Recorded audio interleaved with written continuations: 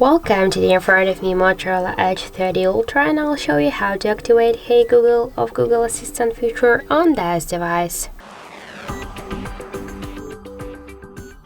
So first let's open the Google application and then click on the right upper corner.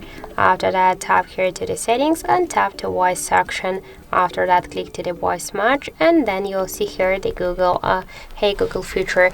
Just to activate this option, you should click once on the switcher, then tap to the next, read the description, click yes or agree, tap to continue, and after that the Hey Google feature is activated. But now we should add our voice model, so click here to voice model and to retain to voice model. After that, say okay Google, what the weather tomorrow? Okay Google, remind me to water my plants every Monday. Hey Google, make a call. Hey Google, set a timer for 5 minutes.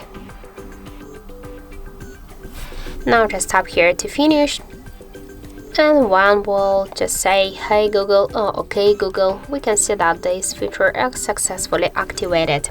So that's it. Thank you for watching, and if you find this video helpful, don't forget to leave a like, comment and to subscribe our channel.